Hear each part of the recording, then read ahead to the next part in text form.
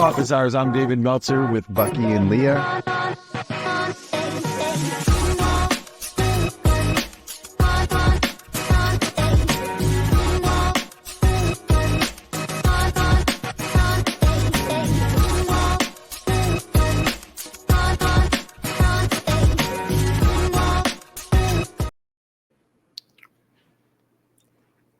There you go. Short ending for a short intro. It is I, David Meltzer, in Mexico.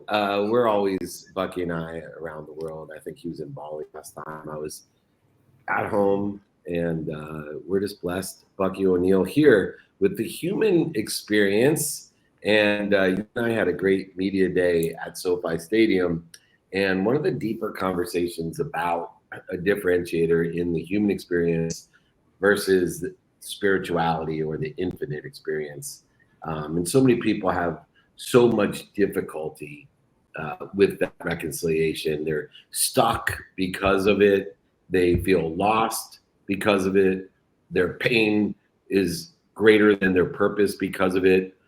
Your whole journey of helping other people to reconcile the human experience with something bigger, you're one of the best at that. And we're going to have a guest on to talk about this as well. But where do you see people having the most difficulty in what I call the reconciliation of a human experience?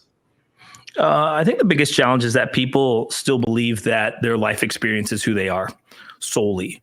And they don't get the separation between their life experience and their soul's experience, if you will. So there's a lot of the story and the identity and the rules and the guidelines to how they have to show up and how they need to show up that is based on their interpretation of their experience, which ultimately keeps everybody stuck, keeps everybody living a life that is less than what they're capable of or what's possible for them. So the biggest step in spirituality is understanding first the differentiation between those two things, the human experience and the soul experience, and then the merging of those two things in the creation of your life, so that you're no longer just creating from a soul's experience, but you're also creating in the context of the human experience and something that will give you fulfillment both from a soulful level, but also from a human level. For me, that's really the game. It's so interesting within the context of that game and that explanation comes identity. And I find that a lot of people attach to an identity in the human experience, and they fail to attach to an identity in the soul-filled experience or the inspirational or spiritual experience. Money obviously plays an interesting role in that identity. And so many people are seeking a financial gain or examining financial expense versus a soulful gain and an emotional expense. And it's a very difficult analysis for people to make and take. And it needs guidance for someone that has been there before. You have genetically and energetically inherited that guidance. You're blessed to have, parents who were on this journey before you were on this earth in your human experience, and you obviously have an energetic inheritance as well to help facilitate a greater awareness. I wanted to bring on our first guest because he also is an author, mentor, coach. He's the owner at The Smart Networker, and he helps people in the human experience. I want to introduce Dave Rolfe to Office Hours. Welcome, Dave. Well, thank you, David. Very good. We're outnumbered, Bucky. 2-1. David's 2-1 today. That's okay, but you're one of the people that really have helped people with their human experience, especially in the area of finance and monetary gain, a backbone to business beyond the dollars, and understanding an income mindset that you've helped so many people throughout the years as your expertise in helping so many organizations and individuals. We're talking about this reconciliation today, Dave. And I was wondering, as you help people achieve new heights, you obviously have situational knowledge, experience, expertise in the human side of business, but how much of the impact that you have relative to what Bucky and I are sharing about maybe a soulful journey or an energetic or spiritual journey combined with all the great advice that you get? Wow. That's the $1 million answer and question at the same time. We're looking for a bargain. That's good. Yeah. No, I like what Bucky said in the sense of the spiritual aspect of things, and then the physical aspect of things, and then the journey. And so I kind of likened it to a game. And then as a spiritual being, we're playing a game, and the game's called life. And so from the standpoint of time, if we just imagine for a second, we're playing many different chapters of this game, and we keep coming back and trying to do it better, and we keep coming back and we try to do it better, et cetera, et cetera. There's a myriad of philosophies and understandings. So then I had a very interesting, growing up. I was adopted. I was an only child. I had parents that were much older. I grew up in a time frame that, the baby boomer era. And what I observed was that there was one thing that I had to do, and that was figure out how to survive with what I was given, how to utilize my tools, my aptitudes, my experiences. And I'll give you an example. And I was listening to a couple of your reels to kind of get a flavor of who you talk to. And back in the day when I was a kid, I played baseball, played with another player, and his name was Butch Goring. Now, Butch Goring became a major league player.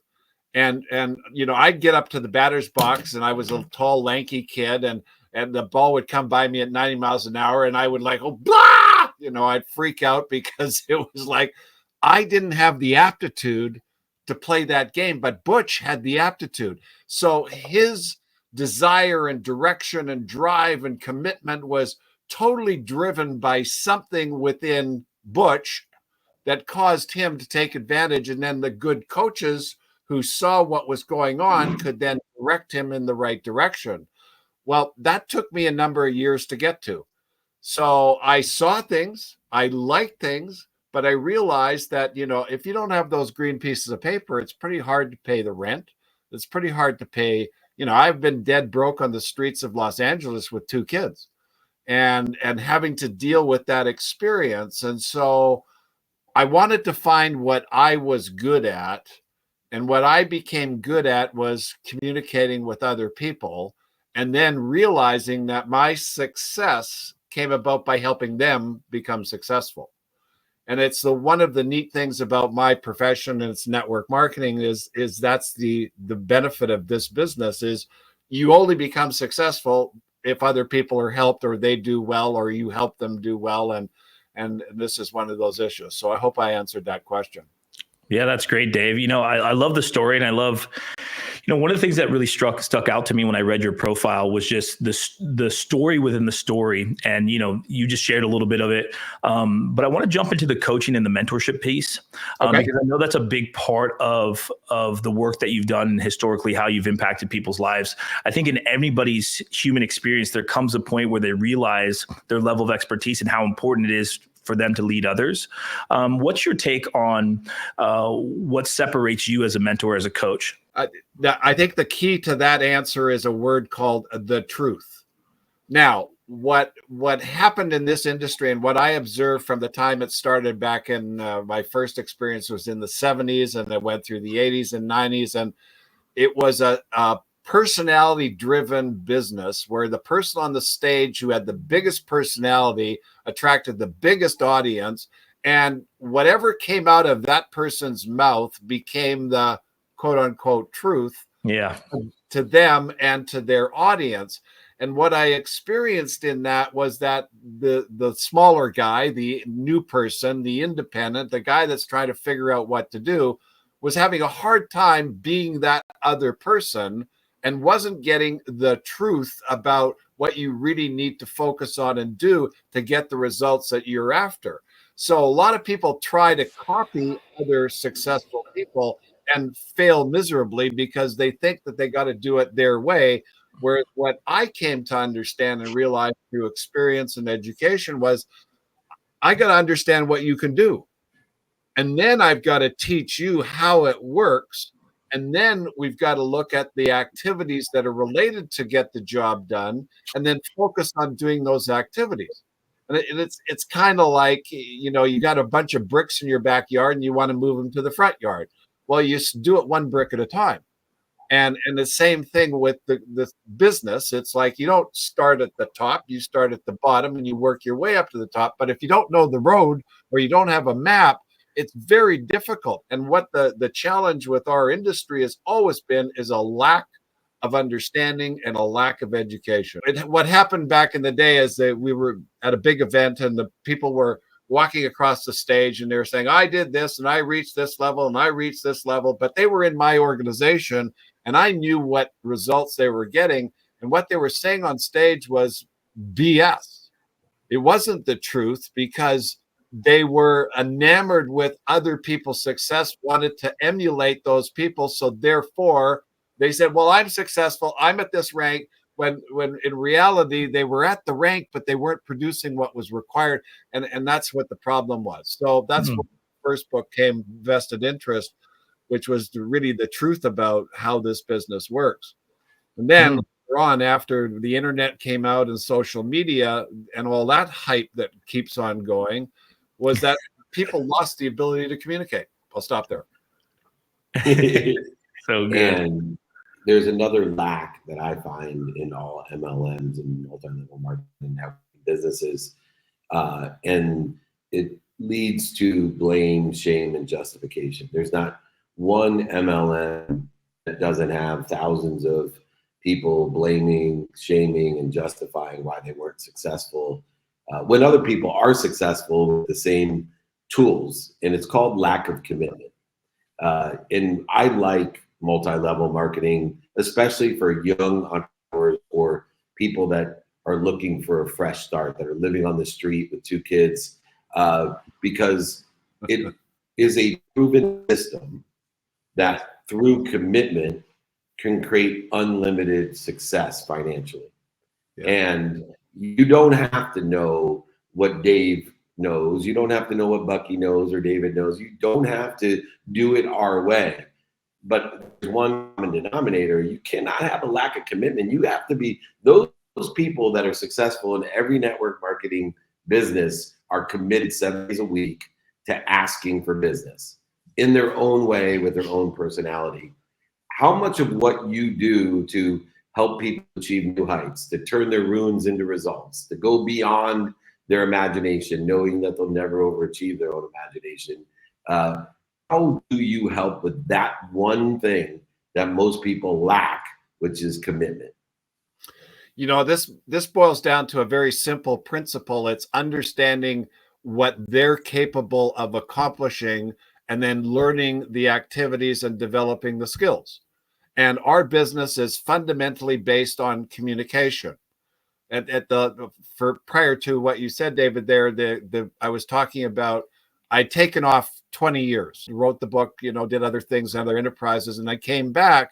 And what I saw was there was an inability to communicate what they had to other people so that the people that they were talking to could think with the information to resolve an issue, a problem, or a challenge. Now, with that being said, and to address what you just said, this is no different than having a restaurant, a furniture manufacturing company, auto parts company, a Ford Motor Company, IBM, where you have a product that you're producing or marketing to society, and that's what we do. And again, there was another missed identification was, well, what the hell are you producing? And so what I realized, well, if I bring you into my business, you've got to be successful. How do you become successful? We work together. And what most people do, they bring somebody into the business and they say, if you need my help, give me a call. Well, the poor guy on the other end hasn't a clue what to ask about, doesn't know anything about the business, so they don't call.